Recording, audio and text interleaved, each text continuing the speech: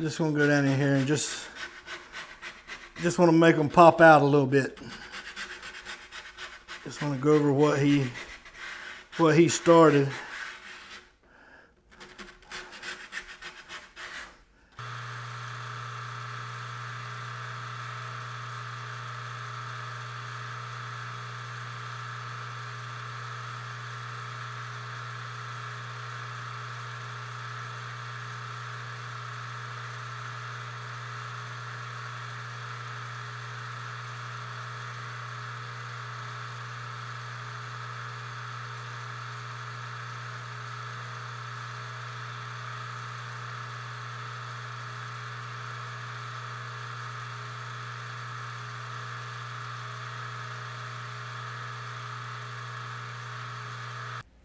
And so we can get the body fluids out of it and get it ready to flesh. In this part of the video, I'm going to be salting the skin because for fleshing purposes, this is a green skin. It has been caped right fresh off of a carcass.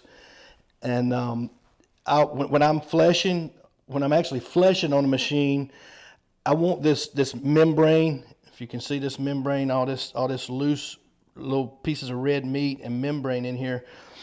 If you will salt it and let it drip or drain for a couple 2-3 hours, it will really tighten this stuff up and make it a whole lot easier to get this membrane off of the cape. If you try to flesh it now on the machine, it's got so much moisture in it, the blade is actually going to want to grab the skin and jerk it, and it could cause you to have holes or thin spots in your cape, and that's something that you don't want to have. Or it's hard to find the septum to cast or whatever to get it to make a septum for it. And that's just and I got a nose here that's cut off a form, and the first one is just we're gonna Dremel in, or you can use a drill bit, or some people use a knife or whatever, but you want to Dremel in and just put the shape in, and then you can do epoxy sculpt and work it in and smooth everything out and add your color and stuff in it. Just gonna want to pull away especially if the skin's tight on the form. Again, if a good tan skin and shaved skin and a properly fitting mannequin is your best friend when doing this stuff. You don't want to have to fight it and kick it and throw it across the room to get it mounted. You want your job to be as easy as possible. Again, I know your customer wants to have the biggest deer he can get. As I said, there's a stone on each side that cuts a bevel, and you can see it on this back side here pretty good, or which would be the right side of the machine or blade. This is what's left of the bevel before it was rolled over into the wire, what we call the wire that does the actual cutting. The wire runs right along the top here, and that's what does all the cutting. And this right here, if you hear me refer to the hook, this is actually the hook where the actual bend is. So you have the bevel to start with. That's the first thing you're going to have when you grind the blade. Then once you start with the roller device, that's where the hook begins, and it rolls over and creates the wire or cutting edge. Overnight, approximately about 18 hours now. And the next step is to go ahead and neutralize them, and then we'll oil them. To neutralize them, I've run 10 gallons of water here in the sink, and I'm going to put an ounce of baking soda per gallon of water. So we're going to put 10 ounces in here for the 10 gallons.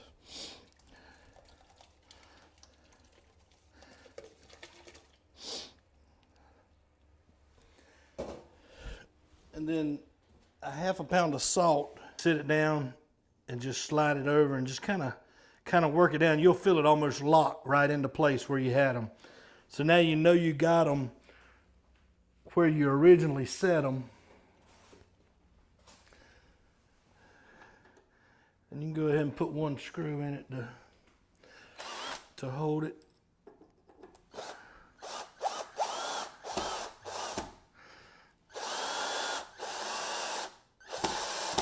Today we're going to start with going over the machine, the basic components of the machine. Some people call it the fleshing machine, others call it the round knife, fleshing wheel, etc. For the sake of this video, we're going to call it a round knife.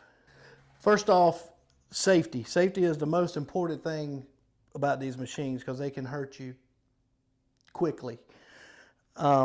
Always make sure that you have your guards in place, the front or the left, and the back or what would be the right. I know a lot of guys that take the right side off and shave or flesh without it. It's not a good idea. I mean, it comes with a guard there for a reason. Your septum end, slide it all the way forward and push it up.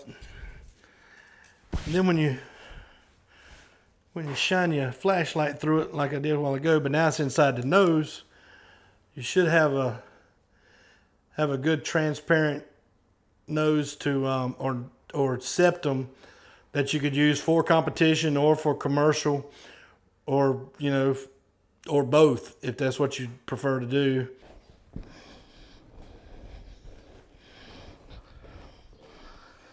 All right, well that's the fourth breaking of the skin, and again it is still a little damp, so I'd hang it up for probably about 6 more hours and let it dry some more, and then break it one more time and see what you got. And then if you got a little damp spot, you can, the way it's supposed to be, this is going to fold right over.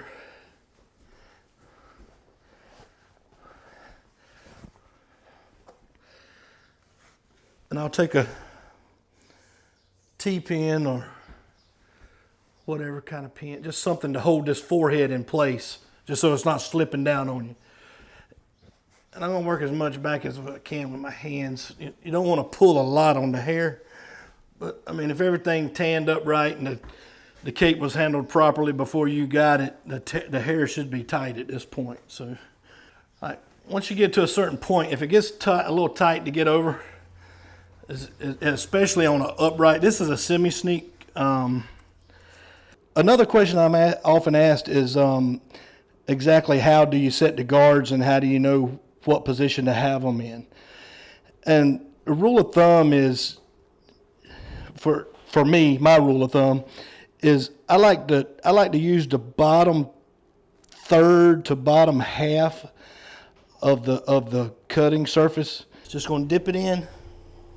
Just get a quick dip, and you're going to hold it up and make sure we're somewhere in between the 1.5 to 2 range on the pH paper. So that's going to be good for your pickle.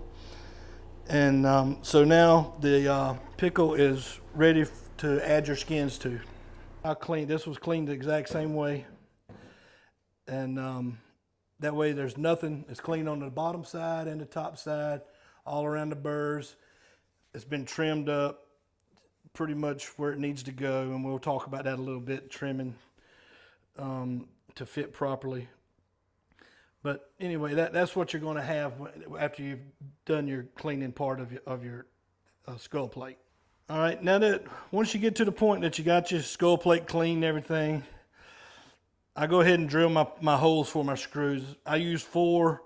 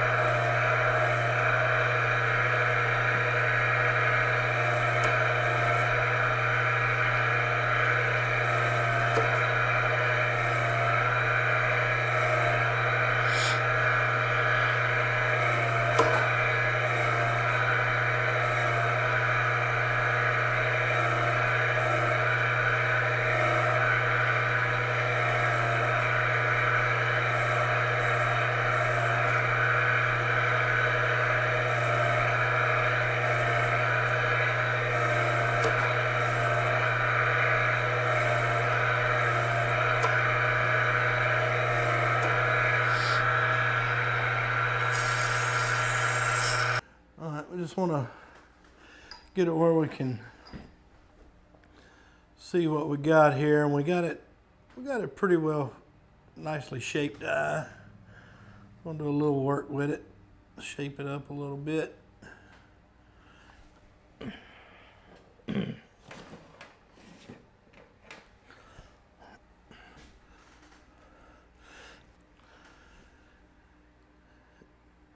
want to tuck this corner back in, make sure we get it back in place, and then kind of just press it down, because it's a fairly flat area back here. Because again, the deer can see, you know, from many angles. He's not just looking forward like humans do. Hope you enjoyed it and learned something from it. Appreciate you purchasing it. This cape is now ready to either, you can roll it up and freeze it till you get ready to mount it, or you can go ahead and give it a quick wash in a light degrease solution, just to remove any residual oil that may be on the hair or whatever. Or closed mouth deer. And the thinner you get this, the less shrinkage and pulling you're going to have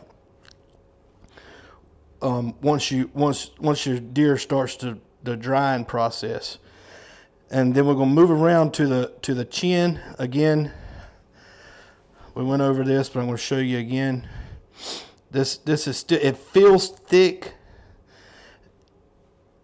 but you don't want to lose these whiskers. I mean, that's a lot of whiskers right there that you want to keep on the mount if possible, just to keep it as real as you possibly can. You know? And this blade, when it is sharp or has a fresh grind on it, it can cut you even with the machine off. It does not have to be running to cut you if you reach across it or just bump up against it. So you always got to be mindful of that. Also, some of the older machines that are not encased around the belt, which this one is encased right here with the belt going down to the motor. Be cautious, especially with aprons or shirt tails, long ponytails, anything that can get hung up or wrapped up in that belt.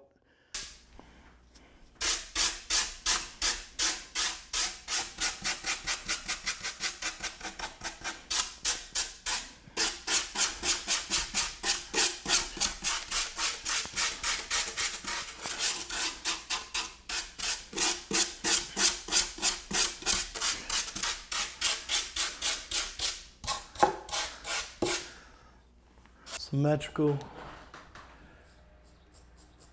and that we hadn't messed up any eye work or anything moving around or touching it. And this stuff's really starting to firm up already.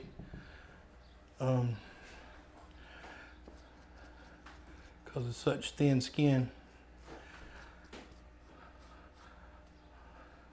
So again, you want to step away, step out in front, and just make sure everything looks symmetrical and like you want it or like you plan to have it.